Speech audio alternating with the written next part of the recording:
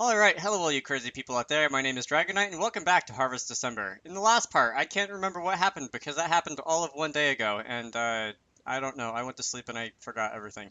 Anyway, we've got a black screen. Always do your best to be prepared. It was a saying that everybody used often, and how true it was. Alright, so now we don't have a blank screen, that's better. Thanks for your time. The food was good, I'm coming again. The search in the Towada warehouses unearthed nothing, and the adventure squad was at a dead end. The only thing left I could do was visit each house in town to see if anybody knew any rumors or held any documents regarding Sakashima. I looked at the 1 to 500 map I had made overnight, and pressed a red stamp on the area I had just visited with a determined hand. The map was now covered in red ink by now from my unfruitful efforts. Did I read that right? I think I did. Show some manners. Hey, stop that. Ignoring Shiro-sama's protest, I used my right hand to press her head down in a bow. Sorry I wasn't much help. Grandpa Tagami smiled apologetically as he bowed to me, a girl half a century younger than he was. Remember to stock up on some ice cream before my next visit. I punched Shiro-sama and punched Shiro again? Hasn't that happened like 3 or 4 times already, and it's only like the beginning of this section? Whatever. Ignoring her complaining that followed soon after. You could stay for a while longer. My granddaughter should be home soon. It's alright, I see Sakura every day at school. I hear you've been wandering the streets lately. Wandering? No, I'm not walking the streets aimlessly. I suppose I'm more likely to wander the streets in a few years, he joked. I never meant to imply that. You're in good health. Grandfather Tagami and the rest of his family, for all I knew, were known to be pretty blunt with a wicked sense of humor. How nice. If you remember anything about Sakashima, will you let me know? I'll make Sakura carry a message. Thank you. I beamed and took my leave. But it was hard to fake a smile for long, especially when I knew I wasn't going anywhere with my mission. The music has changed. The sun set early in January, as the sun does in January, and the town was already cloaked in darkness. And that's half the town done, I muttered as I made my way under a street lamp, spreading the map open with my hands. Half of the map was covered in red, but there still wasn't any progress. I was worried I might not find anything, even if I covered the rest of the town. I need some water already, and it's only like a couple minutes into this recording.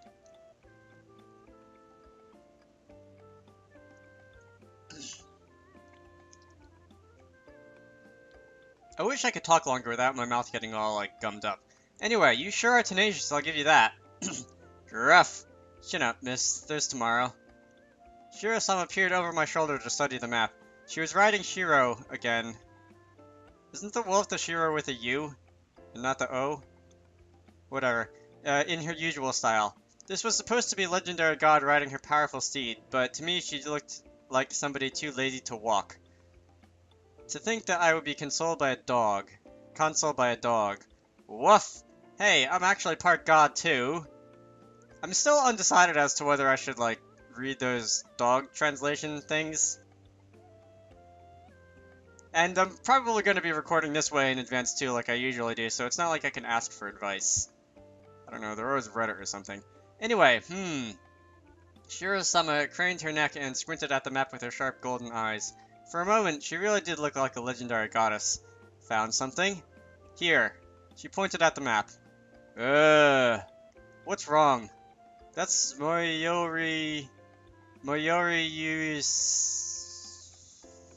someone's house. I really don't want to go there.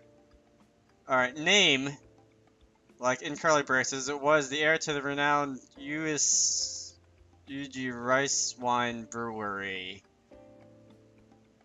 Uesugi, whatever. She lived near Sakashima Shrine, the very same shrine we visited a few days ago for New Year. She was also a member of the student council. She was our treasurer, in charge of the council finances, and I constantly insisted that I... No. No more documents. Please, no more. Girl, what's gotten into you? No more numbers, no more maths. Looks like I've triggered some trauma of yours. Calm down, she isn't here. You're not going to bully me. Statement of accounts. No! I dropped to my knees in the begging position. Gruff. She's sick. Mentally. Get up, girl, you'll freeze. You're not going to bully me. Insert anything that has to do with finances here. In action command asterisk things. Insert incoherent scream in response here. In more action command asterisk things. Okay, I've had my fun. After repeating the same pattern of torture a few times, Shiro-sama was finally satisfied and walked away. Well, Shiro walked away carrying her. I vowed in my heart, soon I shall have my revenge. I ran after her feeling broken. But why did you suggest going to Yusuji's house? It's in the other direction. The road was dim now that we had walked away from the street lamp. I used my finger to point out where we were on the map, near Grandpa Tagami's house. I dragged my finger to her left. I dragged my finger to the left. The brewery... Yes, the brewery is what I'm going to be calling it now. Which was in Sakashima town, lay in the opposite direction of the neighborhood we covered today. There were still many houses I had to visit in the area we were in. Are you, like, seriously, I am still comprehending that you're just going to visit every single house in the town. Unless you live in, like, the middle of nowhere, that would take an ungodly amount of time. Anyway, I didn't think it was efficient to jump from one area to another before covering all the houses. It would be a waste of time walking back and forth since the distance was pretty far. Is it because you think the Yusuji family will have some useful information? It was a possibility, come to think of it. They were a rich family living near the border of Tagami and Sakashima. Well... Shiro-sama looked hesitant, but gave way to honesty in the end. Yusuji feeds me well when I visit. This map isn't meant to be used for your gourmet expeditions. I punched and punched and punched her hard. Be nice, God's sake. You! Show some respect. I am your god. Huh. Shira was clutching her head with pain, trying not to cry. Looks like I had my revenge earlier than I thought. None of you are being helpful. I stamped my foot. Are you hungry, getting very irritable? No, I'm not. It's not that. Misaki-san and Oni-chan's busy helping out at Sanae, and Sanae's busy helping her mom, and Yuki's busy training with Marui's... and Marui's caught a cold and can't come out. That didn't take long. I was beginning to get annoyed with Marui. It was his problem, but he wasn't doing anything to help. After I searched out Yuki's house, he had fallen ill and even lost his appetite, so there wasn't much that he could do now either way. Maybe I hadn't been a good leader, and I needed to persuade my squad members to help more. I glared out at the dark, empty road. Aren't you the optimistic one? Thanks for the sarcasm. At least you acknowledged it. What do you mean? That deep down inside you, you know that what you're doing is useless. I know. I frowned at my own admission. The search in the Towada warehouse didn't unearth any further information.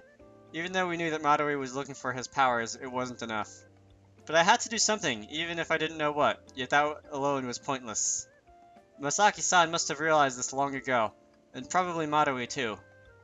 Volunteering to stick my head into this problem was a stupid thing to do, and it was probably easier to dig for hidden gold than search for God's long-lost powers. Damn it! I kicked down hard. Snow sprayed up above my head, then scattered around me in messy descent. The snow I had kicked up was just a minuscule amount compared to all the snow that had fallen that day. It was a reminder that I was a small human being. There wasn't much I could do. Now, it's your fault you slacked off on that day. It's your fault you slacked off on that day, so Marui got in. Now you have to help me fix this. Hey, that's unfair. You're just venting on me. Because I'm angry. There's nothing you can do about what you don't know. Although it is your own fault that you don't know any better. Knowledge is power, she said. She was right. But why did Marui, or rather, Marui's father, come to Tagami in the first place? Don't ask me. I want to hear your opinion. Oh ho, Shiro crowed, and turned to study me in a look of curiosity. There was that one picture again. You're talking like Masaki now. She got off Shiro. Masaki asked me a question too, right here on the same spot. What did he ask? About being a god. Oh yeah, I remember that. That was a while ago now. The snow absorbed every sound around us. The silence was deafening. Water.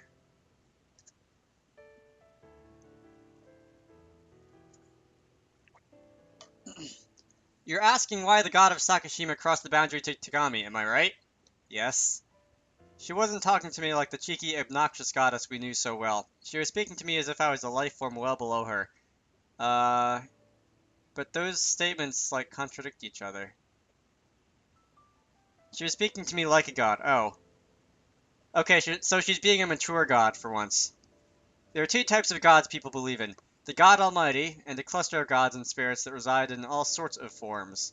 You're speaking of monotheism and polytheism. You're more informed than I thought. I mean, it's not that hard. Yeah. Misaki sounds enthusiastic about topics like these. Well, then what would be the difference between these gods? Power. Authority, more like it. Aren't they the same? There is a difference. You either have more authority or not, and what you have authority over distinguishes...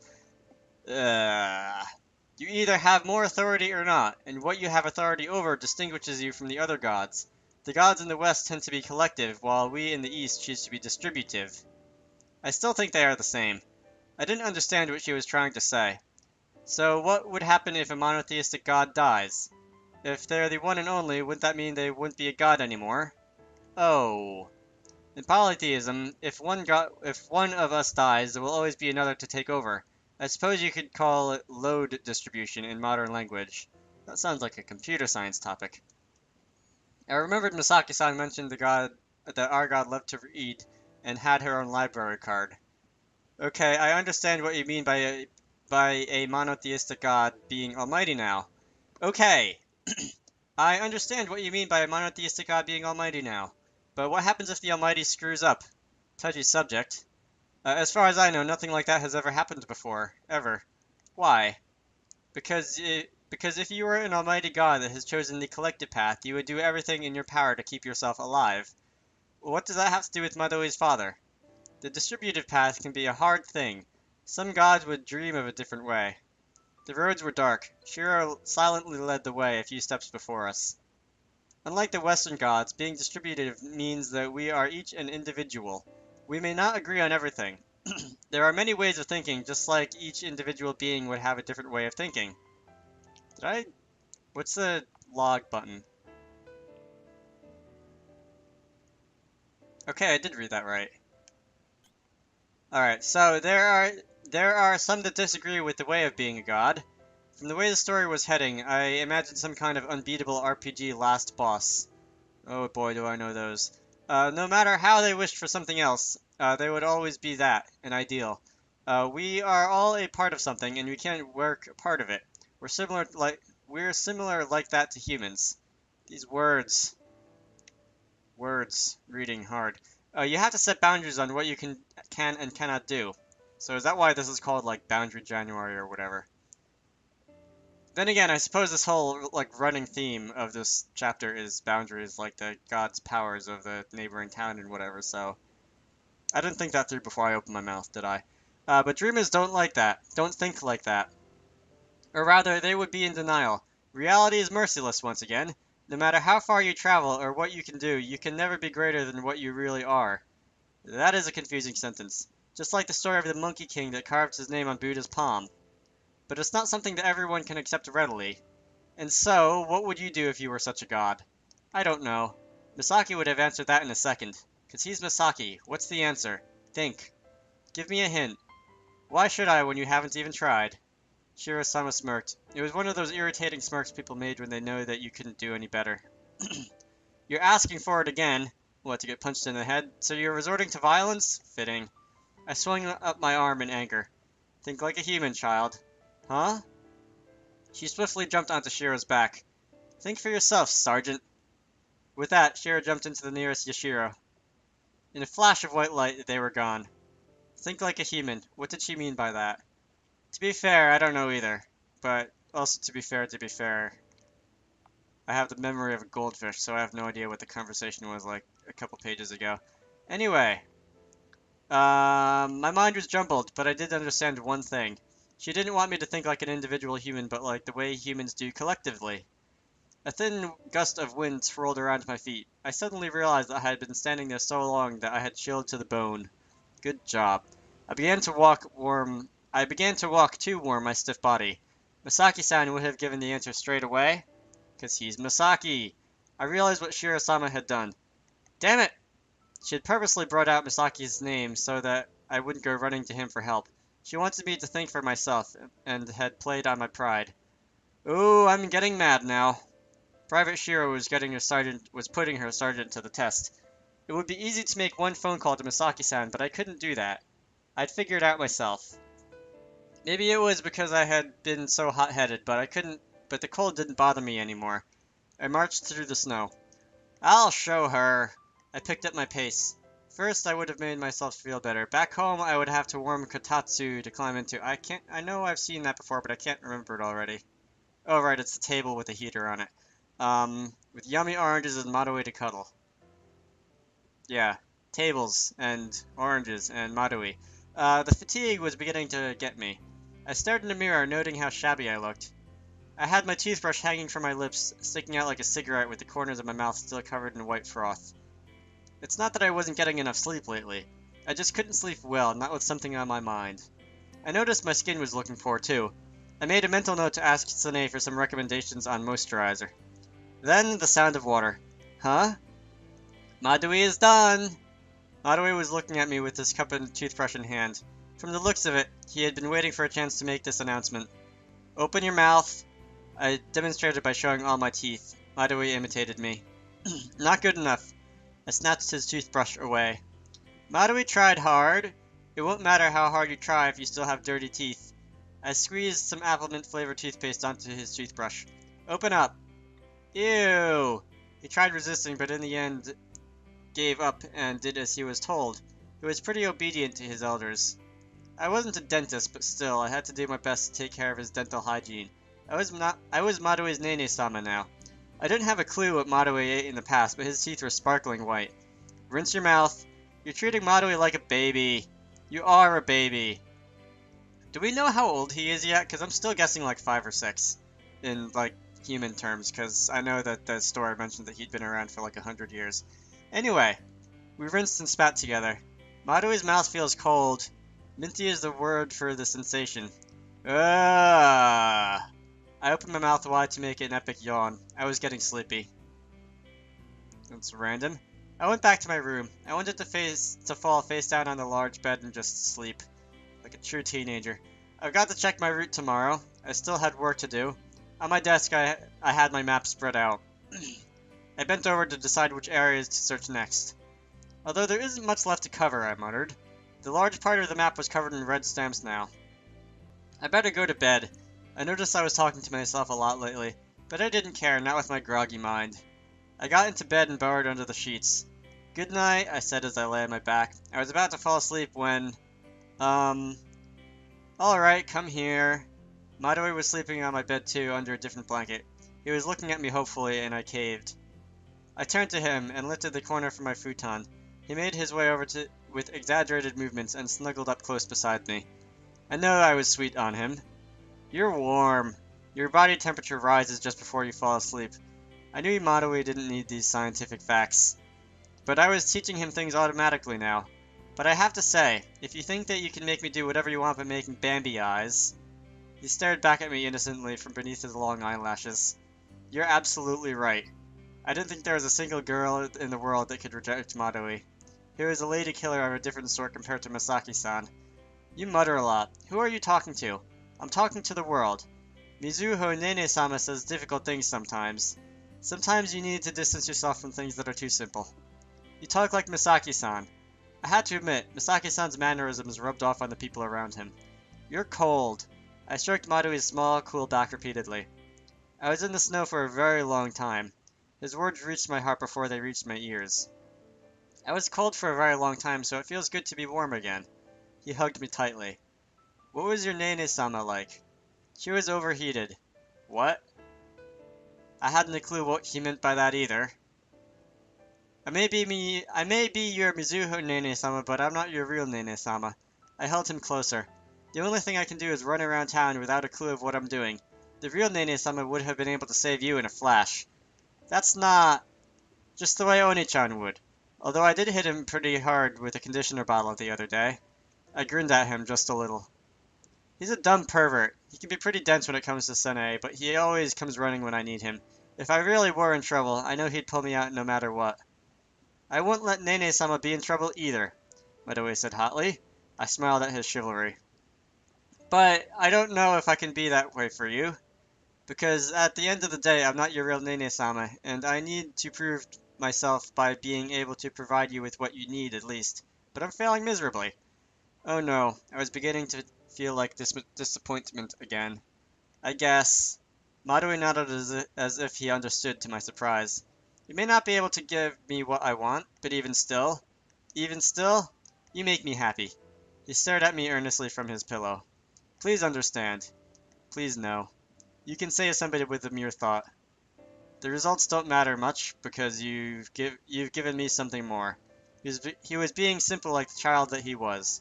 I thought I understood now how people felt when they left a note in the confession box at church. I don't wish for anything more. Come here. Hmm? Let your fake Nene-sama do this for you at least. I hugged him tighter in an attempt to take the rest of the cold away. You're so warm. I hoped he was saying the truth. I hoped I was doing the right thing. We fell asleep together the way siblings would. Is that the end of this chapter? That's the end of this chapter. So, this has been fairly long, like 22, 23-ish minutes now. I'm going to end this off here. So, I hope you all enjoyed that. My name is Dragonite, and I will see you all later.